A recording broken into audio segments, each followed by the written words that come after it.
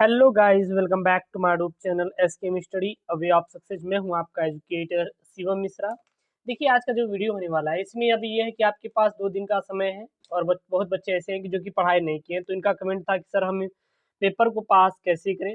जब आपको पेपर में कुछ ना आए, मतलब कि कुछ भी नहीं आ रहा है, वहाँ पे कुछ भी नहीं आ रहा है, हम तैयार ही नहीं किए हैं और आप गए हैं इंटरमीडिएट का एग्ज़ाम देने के लिए या फिर हाई स्कूल का एग्ज़ाम देने के लिए, तो क्या ऐसा टिप्स है, क्या ऐसा ट्रिक्स है जिसमें जब आपको कुछ नहीं आए तो कौन सा आपको ट्रिक्स फॉलो करना है, इस वीडियो में मैंने बताया है। अभी ढेर सारी और वीडियो मैं दे दूंगा, 2-3 ठो काम हो जाएगा। जब आपको कुछ नहीं आ रहा है तो करना है। देखिए, एक बात याद रखना, हमारे भी स्कूल है, चलते हैं, तो वहाँ पे क्या होता है, जैसे कि मान लीजिए प्रश्न है, ठीक है ना।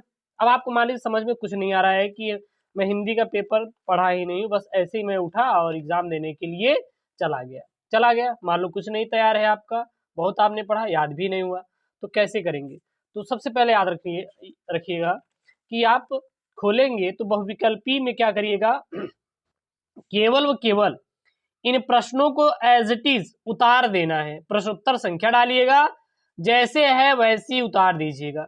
इसको आप ब्लैक से, इसको ब्लू से उतार देंगे। जब कुछ ना आए तो की बात है, यहाँ पे आ रहा है तो वेल एंड गुड, आप कर लेंगे। जब नहीं आ रहा है तो जो भी बहुविकल्पी है सबसे पहले आप डालिएगा प्रश्नोत्तर संख्या 1 और उतारना बिल्कुल आप शुरू कर दीजिएगा। प्रश्नोत्तर संख्या 1, इसको ब्लैक से इसको ब्लू कर करके पूरा उतार देंगे, उतार दीजिएगा। उसके बाद मैं आपको टिप्स बताता हूँ। आपको बहुविकल्पी हो गया, चलिए अभी आपको इसके थोड़ी थोड़ी जगह एक लाइन की नीचे वाली आप लोग छोड़ दीजिएगा, बाकी आप इसको ब्लैक से इसको ब्लू से कॉपी भरना है। क्या करना है, जो आपकी बोर्ड की कॉपी रहेगी उसको भरना है, ताकि आपका एग्जामिनर 100 में से अगर आप 35 अंक पा जाएंगे तो आप पास हो जाएंगे। क्योंकि जो पास मार्क का होता है, केवल 35 अंक आपका पास मार्क का होता है। अगर पा जाएंगे 100 में से 35 तो आप कक्षा 12वीं में पास हो जाएंगे। इतना आप टेंशन मत लीजिएगा, ठीक है ना। उसके बाद अब देखिए, आप नंबर भी पाएंगे, ऐसा नहीं है कि बस इसको इतना कर लेंगे। इतना करने के बाद आप क्या करिएगा कि गद्यांश पे आइएगा। गद्यांश में आपको आएगा, देखिए कैसे आएगा मैं आपको बता रहा हूं। सबसे पहले आप गद्यांश को पढ़ लीजिएगा कि माता अपने पुत्रों को समान भाव से चाहती है। इस प्रकार पृथ्वी पर बसने वाले जन बराबर हैं, उनमें ऊंच नीच का भाव नहीं है। जो मातृभूमि के उदय के साथ जुड़ा हुआ है वह समान अधिकार का भागी है। इस तरीके से आप क्या करेंगे, ले लेंगे, आप लोग पढ़ लेंगे। पढ़ने के बाद अब आप लोग देखिएगा, जो गद्यांश पद्यांश होता है हमेशा उसका उत्तर इसी में छिपा रहता है। उत्तर इसी में छिपा रहेगा। कहां पे छिपा है, देखिए यहाँ पे, माता अपने पुत्रों को किस भाव से चाहती, सबसे पहला प्रश्न 2 अंक का। तो यहाँ पे देखिए, माता अपने पुत्रों को समान भाव से चाहती, बस 2 अंक पक्का हो गया कि नहीं, तुरंत आपको मिल गया 2 अंक। फिर यहाँ पे राष्ट्र के प्रत्येक अंक की सुध हमें क्यों लेनी चाहिए, तो यहाँ पे है, यहाँ पे देखिए, यहाँ पे अतएव राष्ट्र के प्रत्येक अंग की सुध हमें लेनी चाहिए। क्यों लेनी चाहिए, किसी जन को पीछे छोड़कर राष्ट्र आगे नहीं बढ़ सकता, अतएव राष्ट्र के प्रत्येक अंक की हमें सुध लेनी चाहिए। तो जो पद्यांश रहेगा, गद्यांश रहेगा, इसको आप कर लेंगे, 10 अंक आपको ये मिल जाएगा, इसकी टेंशन मत लीजिएगा। नहीं आ रहा है, इसका उत्तर आप लोग यहीं से लिखना है। क्लियर है। कॉपी भरने के लिए क्या करेंगे, जो भी है उतारना है। टारगेट आपका एक ही रहना चाहिए, सबसे पहले आप लोग इसी को करिएगा, प्रश्न संख्या 1 उतारना शुरू कर दीजिएगा। आ रहा है वेल एंड गुड, आप करते रहिएगा। नहीं आ रहा है, जो जो नहीं पढ़े हैं उनके लिए ये वीडियो काफी हेल्प करेगा। इतना कर लेंगे। इसके बाद आप चाहे ये करिए चाहे ये, लेकिन अगर आपको कुछ नहीं आ रहा है, मान लीजिए आपको आ ही नहीं रहा है, तो आप दूसरा वाला कर दीजिएगा। पहला तो करिएगा, दूसरा कर दीजिएगा, क्योंकि आपको कॉपी भरना है और नंबर लेके आना है। एग्जामिनर ऐसा नहीं है कि आप नहीं लिखेंगे तो नंबर नहीं देगा, जब लिखेंगे तो नंबर मिलेगा। अब जब आप कुछ लिखेंगे ही नहीं तो नंबर कहाँ से देगा वो। अगर वो आपको पास भी करना चाहे, मान लीजिए कोई भी एग्जामिनर अच्छा है, एग्जामिनर क्या अच्छा है, वो सोच रहा है कि नहीं यार, वैसे भी कोविड-19 की वजह से पढ़ाई नहीं की कराई गई है, हम इसको पास कर दें। लेकिन आपको पास किस बल पे करेगा यार, जब आप कोई चीज लिखेंगे नहीं, जब कोई चीज लिखेंगे नहीं तो आपको कैसे करेगा। तो आपको क्या करना है, लिखना है, ज्यादा ज्यादा क्या करना है, लिखना है, कॉपी को भरना है। कुछ भी हो, कॉपी भरने पे आप टारगेट कीजिएगा।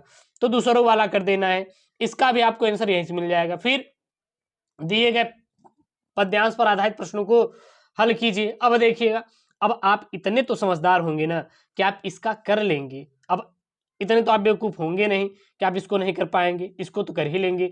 बातों को बढ़ा चढ़ा के लिखना, युग युग युग तक कौन सी कठोर कहानी चलती रहेगी। तो यहाँ पे जब आएंगे तो यहाँ पे चलता रहेगा, यहाँ पे है कहते हैं, यहाँ पे जब पढ़ेंगे ना तो यहीं पे मिल जाएगा, और ये इसी का उत्तर यहीं पे मिलेगा। यहाँ पे देखिए, युग युग तक रहे कठोर कहानी, कौन सी कहानी? रघुकुल में थी यही एक अब अभागिन रानी, सॉरी अभागिन रानी। तो किसके बारे में, कौन सी कहानी चलती रहेगी? यह चलती रहेगी कि रघुकुल में भी एक अभागिन नारी थी, रानी थी। रानी नारी ही होती है ना, महिला थी। तो ये देखिए, इसका उत्तर आपको यही मिल जाएगा। थोड़ा इसको हिंदी में लिखना है, यही मतलब कि ये एक इसका सही तरीके से आपको लिखना है, ठीक है ना, खड़ी हिंदी में प्रयोग करना है।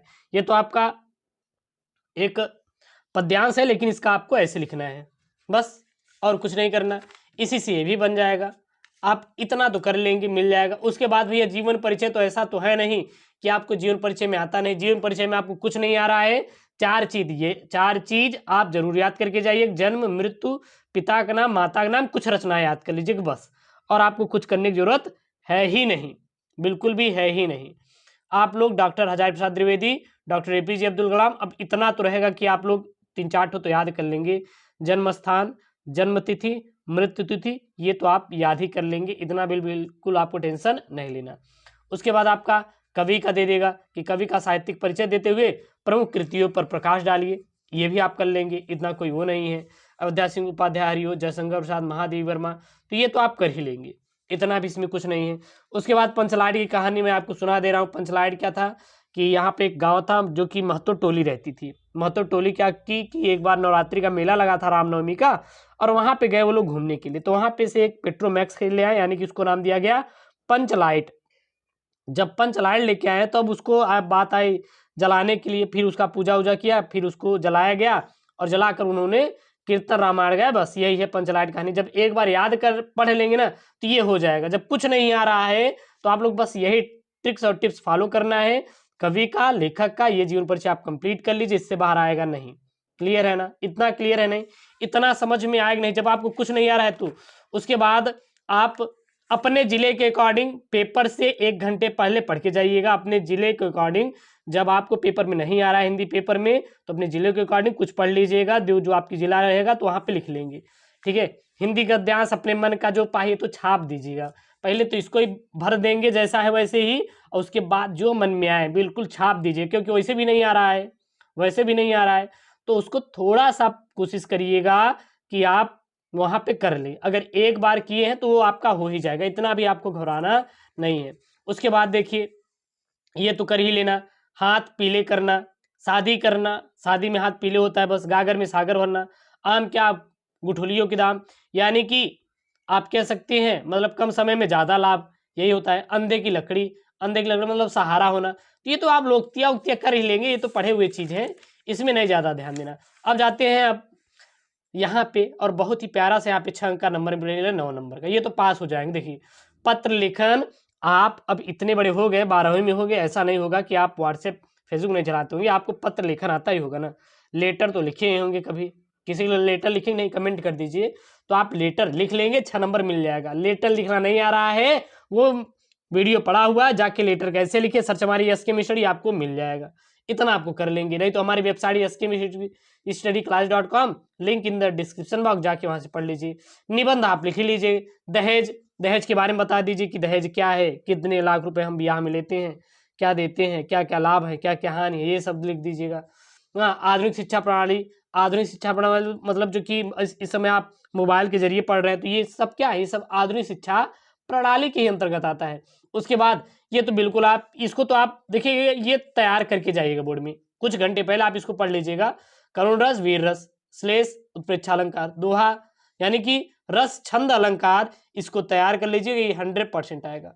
तो जब पेपर में ना आए तो बस आपको उतारना शुरू करना है, पूरा पूरा पेपर है उतारना है। उतारने के बाद जो समझ आए लिख देना है, ताकि आपको हर एक प्रश्न पे 1-1 नंबर मिल जाएंगे, तो आपको आसानी से 30-35 मिल जाएंगे। ऐसा नहीं है कि आप पूरा पूरा नहीं आएगा, जो नंबर आपको प्रश्न आ रहे हैं तो उसके नंबर पूरा पूरा मिल जाएंगे, जो नहीं आ रहे हैं उसको ऐसी एज टिक छाप देंगे, तो उतना आपको नंबर मिल जाएंगे, ठीक है ना।